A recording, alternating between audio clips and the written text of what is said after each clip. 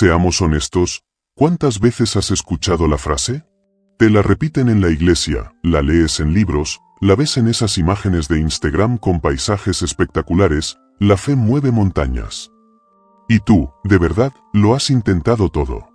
Has orado, ayunado, has declarado la palabra con fuerza, has tratado de creer con cada fibra de tu ser, pero hablemos claro por un momento. Tú y yo. En confianza. Tu montaña no se ha movido. Quizás ni siquiera ha temblado un poquito. Esa enfermedad crónica sigue ahí, dándote los buenos días cada mañana. Esa deuda que te asfixia no ha desaparecido por arte de magia de tu estado de cuenta. Esa relación familiar rota sigue doliendo como el primer día. Esa puerta que sueñas con cruzar sigue cerrada con doble cerrojo. Y mientras, la montaña parece que se ríe de ti, cada vez más grande, más imponente. Y entonces, en el silencio de la noche, cuando ya no tienes que fingir, te asalta la pregunta que te come por dentro: ¿qué estoy haciendo mal? ¿Será que mi fe no sirve? ¿Es demasiado pequeña, demasiado débil? ¿Por qué parece que Dios escucha a otros y a mí no? Oh, esa duda, esa pregunta, te ha llevado a un punto de frustración espiritual tan hondo que estás a un paso de tirar la toalla. Estás agotado. Cansado de creer sin ver, de luchar sin sentir que avanzas. Pero escucha bien esto, la cruda verdad es que el problema no es el tamaño de tu fe. No es tu culpa. La razón por la que tu fe parece no funcionar es porque nos contaron la mitad de la película.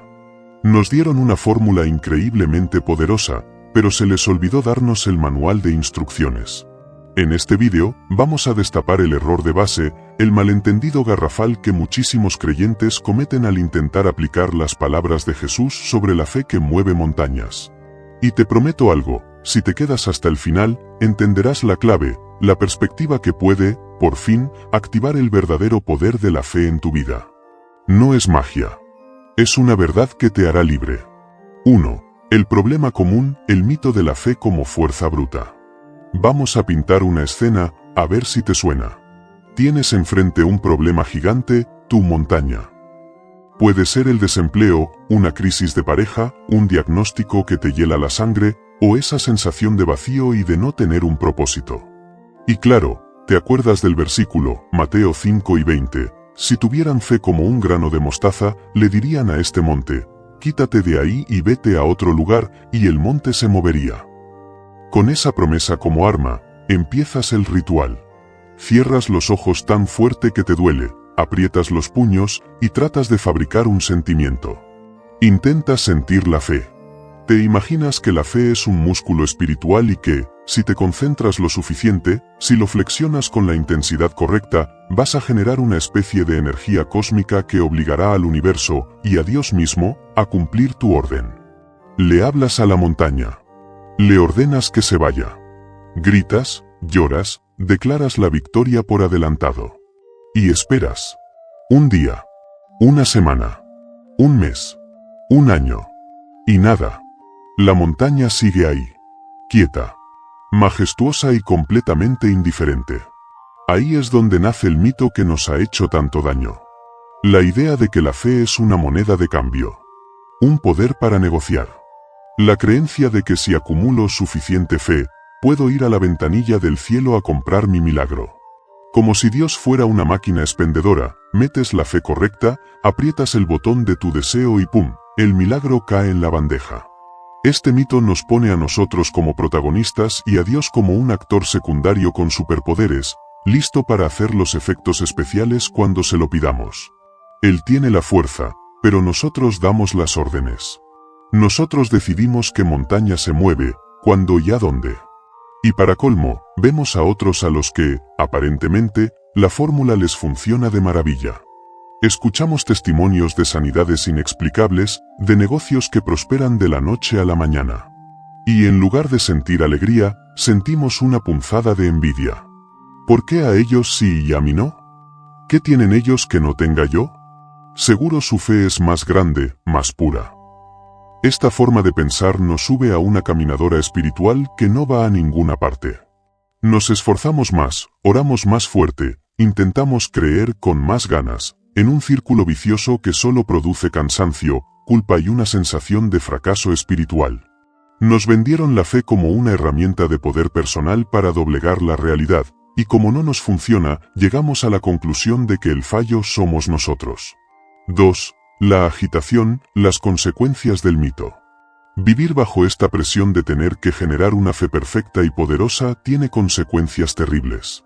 No es un simple error de interpretación, es una herida que se infecta y daña toda nuestra vida espiritual.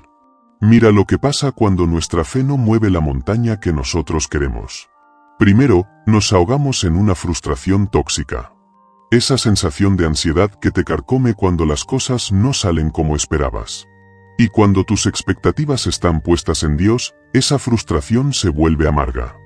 Empezamos a ver a Dios no como un padre bueno, sino como un jefe impredecible y demasiado exigente. ¿Por qué no lo hace? ¿Es que no ve cuánto sufro? ¿No le importo? Y esa frustración, poco a poco, se convierte en resentimiento. Empezamos a guardarle rencor a Dios. Luego, caemos en el burnout espiritual. El esfuerzo constante por tener más fe es agotador. Es como intentar levantar un coche con tus propias manos, una y otra vez. Nos pasamos el día autoexaminándonos. ¿Creí lo suficiente hoy? ¿Dudé un segundo en mi oración? Quizás fue ese pensamiento negativo del martes lo que bloqueó todo. Vivimos con una ansiedad espiritual constante, con miedo de que el más mínimo fallo en nuestro rendimiento sea la causa de que todo siga igual. Es una carga insoportable, y tarde o temprano, nuestro espíritu se desploma. Nos quemamos. Esto nos lleva a desarrollar una relación supersticiosa con Dios. La fe deja de ser confianza para convertirse en una fórmula mágica. Creemos que si decimos las palabras exactas, con la emoción perfecta, desbloqueamos el poder. Como si fuéramos hechiceros buscando el conjuro correcto. Y si no funciona, no dudamos del conjuro, sino de cómo lo ejecutamos. Esto le quita toda la intimidad y la honestidad a nuestra relación con Dios y la convierte en un trámite frío y mecánico. Y finalmente, llega la consecuencia más triste de todas, el abandono de la fe. Cuando una persona ha intentado mover su montaña con todas sus fuerzas durante años, y la montaña sigue ahí, llega a una de dos conclusiones.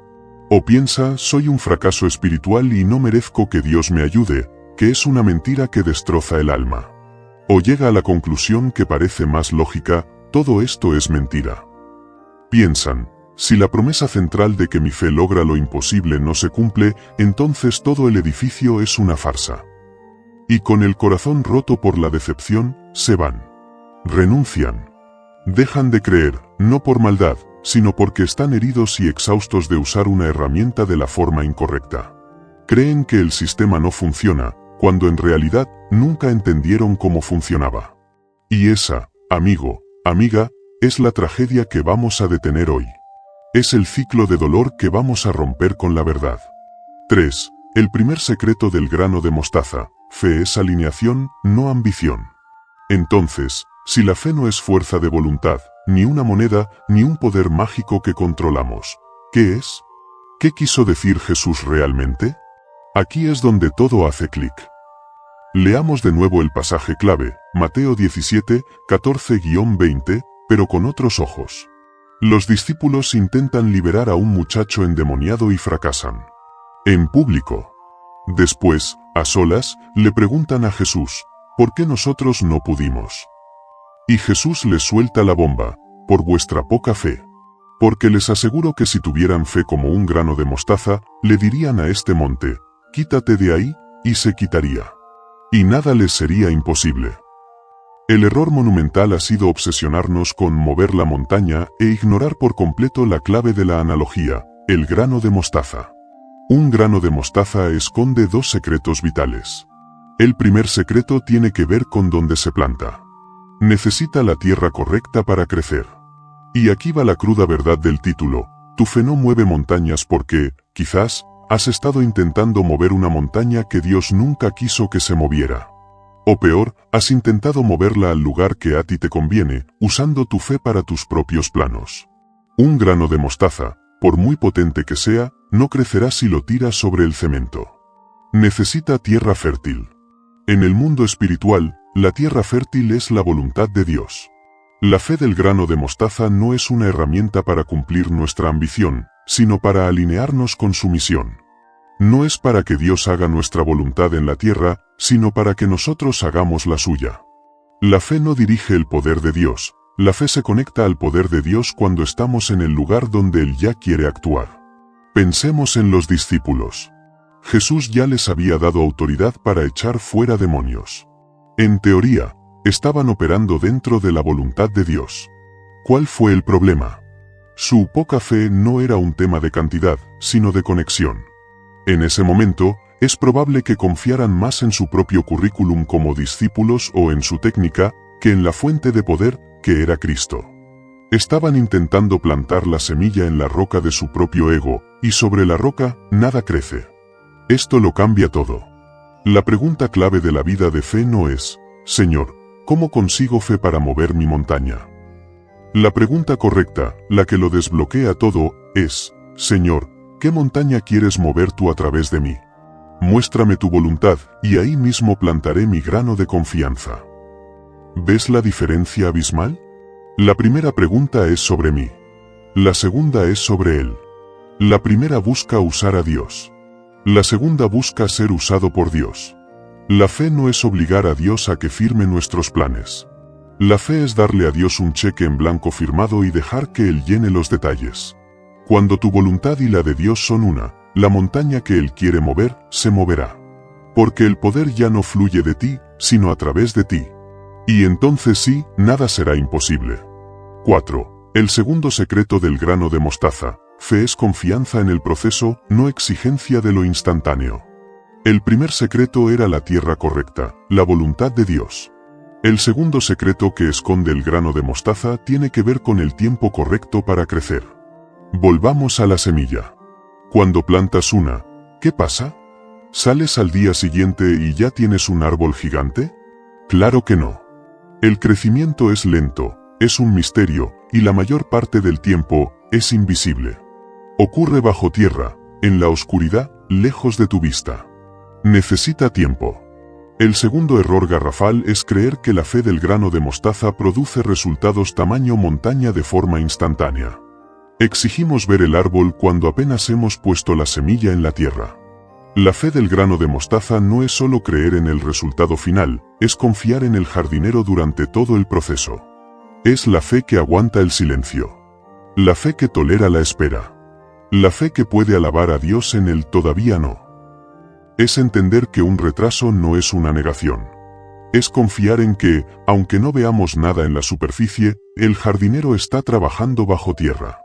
La Biblia está llena de héroes de la fe que fueron expertos en esperar.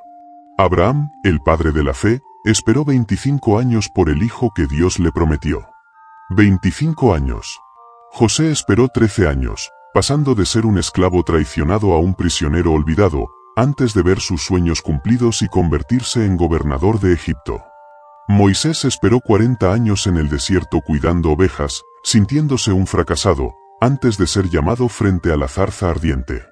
David fue ungido rey por el profeta Samuel y se pasó los siguientes años huyendo como un criminal, escondiéndose en cuevas, antes de sentarse en el trono. ¿Tenían una fe débil? No. Su fe se forjó en la sala de espera de Dios. Ese tiempo no fue tiempo perdido, fue tiempo de preparación. Dios estaba trabajando en ellos antes de poder trabajar a través de ellos. Estaba moldeando su carácter, su humildad, su dependencia, para que cuando la montaña por fin se moviera, no tuvieran la menor duda de quién la había movido.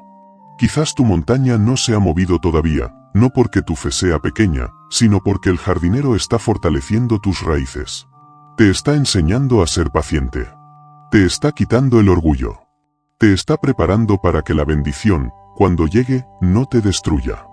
La fe que exige todo para allá es una fe frágil, infantil. Pero la fe que confía en los tiempos de Dios es madura, fuerte, inquebrantable. Sabe que el que prometió es fiel, y que su reloj siempre está en hora. 5. La revolución interior, cambiando tu oración y tu enfoque. Ok, ¿y ahora qué? Entender que la fe es alineación y confianza en el proceso es liberador, pero ¿cómo lo vivimos? ¿Cómo salimos de esa caminadora de frustración? El cambio empieza dentro, con una revolución en tu forma de orar y de pensar. Primero, Cambia tu oración de la exigencia al diálogo. La mayoría de nuestras oraciones sobre nuestras montañas suenan a una lista de reclamos. Señor, quita esta enfermedad. Señor, dame este trabajo. Señor, arregla a mi pareja. Mueve esta montaña, ya. Es un monólogo donde damos órdenes y esperamos que Dios obedezca. La propuesta es transformar ese monólogo en un diálogo. Cambia tu oración de Señor, dame esto, a Señor, ¿qué quieres hacer tú aquí? Por ejemplo, en vez de orar, Dios, quítame esta enfermedad, prueba a orar, Señor, esta enfermedad me está doliendo mucho y me siento débil. Muéstrame tu propósito en medio de esto. ¿Qué quieres enseñarme? ¿Quieres glorificarte sanándome? Si es así, dame fe para recibirlo.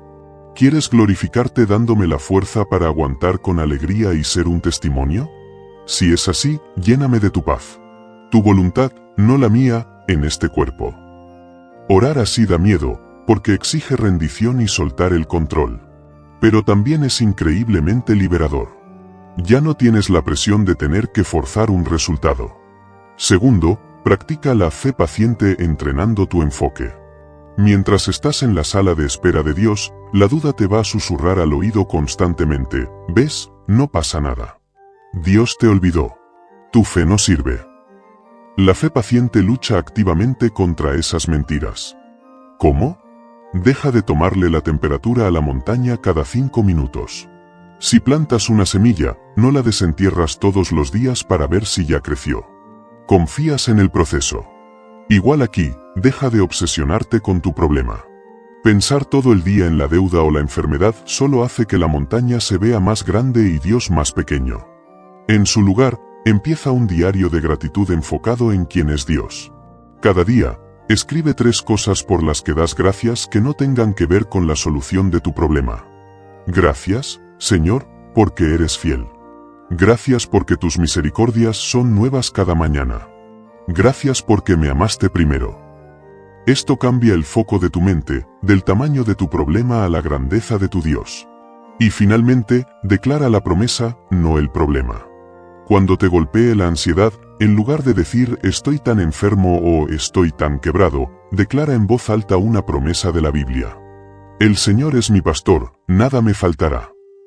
Todo lo puedo en Cristo que me fortalece. No es para negar la realidad, es para afirmar una verdad superior que la sobrepasa. Estás regando tu semilla de fe con la palabra, recordándole a tu propia alma en quien has creído. 6. Mover o escalar. El arte de discernir el propósito de tu montaña. El último paso es clave y necesita discernimiento profundo. Hemos asumido que toda montaña es un enemigo a ser eliminado. Pero la verdad es que no toda montaña en nuestra vida es para ser movida. Algunas montañas Dios las pone o las permite en nuestro camino para que las escalemos.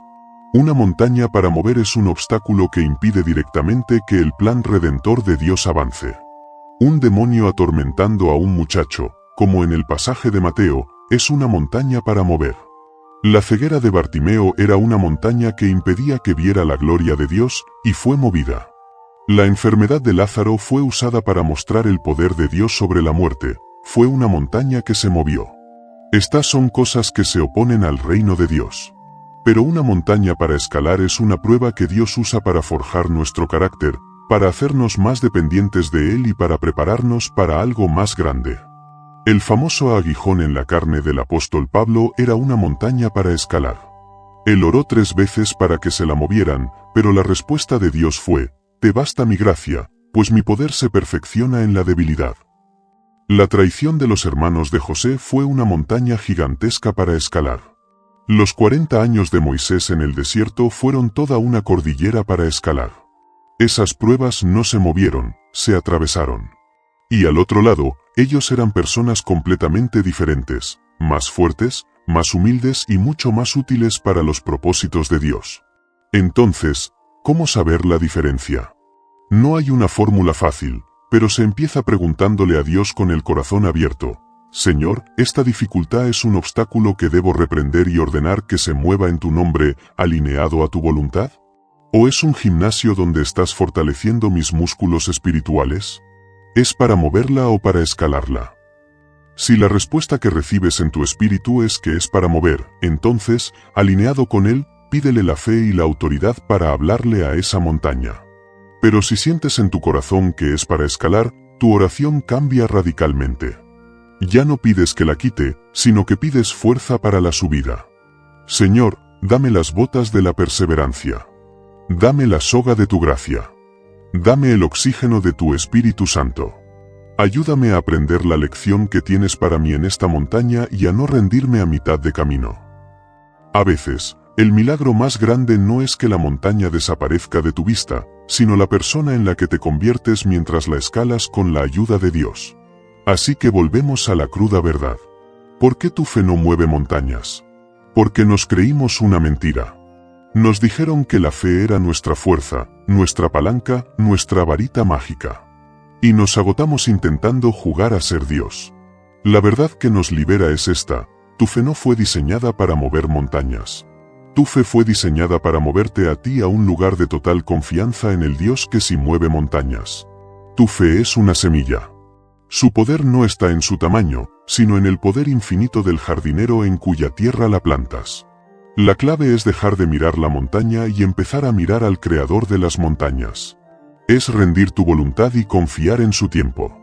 Es entender que a veces, el propósito de Dios no es darte lo que pides, sino convertirte en la persona que Él necesita que seas.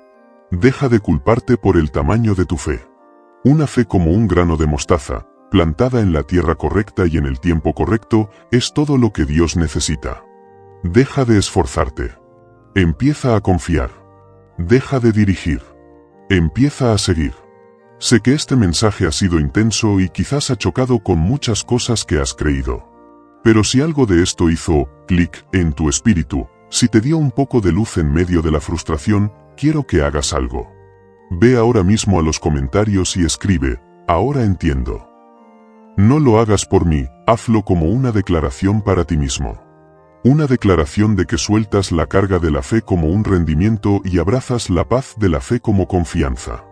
Y segundo, piensa en alguien. Ahora mismo. En esa persona que sabes que está luchando, que está frustrada, a punto de renunciar porque su montaña no se mueve. Cópiale el enlace de este vídeo y envíaselo. Podrías estar dándole la pieza que le faltaba para no abandonar. Sé un portador de esperanza. Finalmente, si quieres más contenido como este, que va a la raíz y te ayuda a construir una fe real y sólida, asegúrate de suscribirte al canal y activar las notificaciones. Déjame terminar con una oración por ti. Padre, gracias por cada persona que llegó hasta el final. Tú conoces su corazón.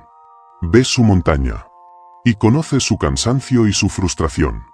Señor, te pido que ahora mismo, tu Espíritu Santo venga y les quite esa carga pesada de la culpa. Perdónanos por intentar usar la fe para nuestra propia gloria. Enséñanos a rendir nuestra voluntad a la tuya. Danos sabiduría para saber si nuestras montañas son para mover o para escalar. Y sobre todo, Padre, danos la gracia para confiar en ti en la sala de espera. Para amarte en el silencio. Para alabarte antes de ver la respuesta. Creemos que tú eres bueno y que tu tiempo es perfecto. Renueva nuestra fe, no en nuestro poder, sino en tu persona. En el nombre de Jesús, amén. No lo olvides, tu trabajo no es mover la montaña. Tu trabajo es confiar en aquel que puede convertirla en un llano. Ahora ve y camina en esa libertad.